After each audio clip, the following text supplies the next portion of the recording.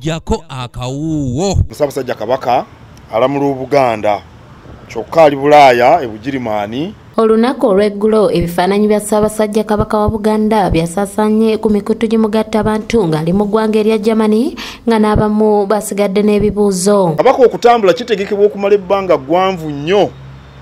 Kabaka ogenda e Germany twatandika okukitegeka kubanga bano Abakabaka Foundation baatugamba nti mu makkati ga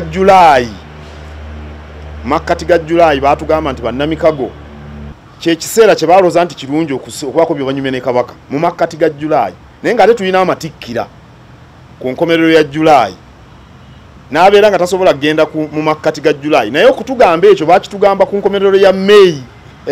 Olunaku olwaleero Katikkiro wa Buganda Charles Peter Mayiga asinzidde mu lukuŋŋaana lwa bannamawulire ku mbuga enkulu eya Buganda e Bulange Mengo n'ayanjulira Obuganda nga Ssaabasajja Kabaka we yagenze ku lukalu lwa Bulaaya mu ggwanga erya Bugirimaani okwongera okufuna obujjanjabi olw'obugonvu bwa zaayitamu gye buvuddeko. Ensonga z'obujjanjabi bwa Ssaabasajja ziriko obukugu bwonna obwetaagisa. Era ensonga ezo zikwatibwa mu ngeri ya buvunaanyizibwa. Mbadde mbabuulira nti Ssaabasajja mu lubiri tabeerayo yekka. Mbadde mbabuulira nti Ssaabasajja Kabaka alina baganda be, alina abaana bantu bakulu. Ssaabasajja Kabaka alina ffe abaami. Katikkiro alaba Kabaka buli budde. Ssaabasajja Kabaka alina mikwano gye.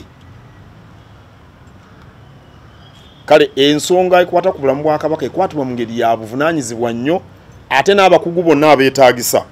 Katikkiro Mayiga agumiza Abaganda nti Ssaabasajja ali mu mbeera eyeeyagaza era nga wadde Kabaka wakufuna obujjanjabi ku kirwadde kya RJ ekizza kimutawaanya wabula nga bugenda kuba bwongereza ku obwo bwazze afuna bye buvuddeko. Obuganda bwe bulabye omutanda e Buddu mu kujjukira amatikkira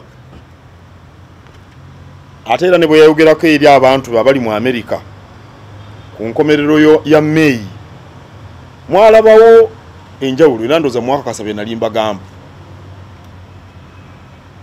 Kyokka era nga bwe mbadde mbategeeza bulijjo enkwata y'obulamu bwa Ssaabasajja etambuzibwa ku magezi ga kisawo mu ngeri ya kikugu kubanga gwe atali musawo gwatabeera na Ssaabasajja onootya amagezi ge tuba tugenderako ng'ate abasawo we bali. Kale bwe twafunye omukisa ogumutwala ku mirimu era abasawo abaakuno ababadde abamulabirira bulijjo ne batujuliza abamu ku bakugu abalala abali e Germany eyo era bagenda kugatta amagezi ku gaaba wano era tulina essuubi ddene nnyo nti banaamwekebejja ne bagatta amagezi kinaayamba okulinnya alaje ezo ku nfeete.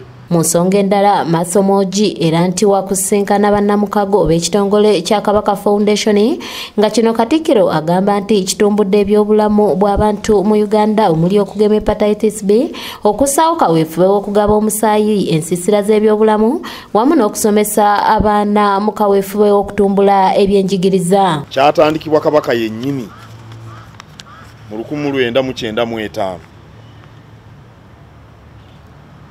Ensonga zaakyo n'emirimu gyakyo ekitongole ekya Kabaka Foundation gituuka butereevu ku mmeeza ya Ssaabasajja. Era Kabaka Foundation tekirabirirwa Katikkiro oba gavumenti ya Kabaka ng'ebitongole bino byonna ebirala bwe biri. Wabula abaddukanya Kabaka Foundation batwanjulira enteekateeka zaabwe era tubalungamya. Katikkiro Mayiga asambaza ebadde bitandikiddwa okwogerebwa n'ategeeza nti engendo z'omutanda ziba nteeketeeke. Tubadde tutegeka okumala omwaka omwezi mulamba mu lugendo lwa Ssaabasajja. Ssaabasajja tatambulanga Mwami Dickson Kulumba wabaawo enteekateeka ezikolebwa. Ebyogenda wa president nabyo byaliwo. Enteekateeka zibaddewo tekikwatagana n'akamu ku lugendo lwe yagenzeeko. Era yayagala amulabe nga tannagenda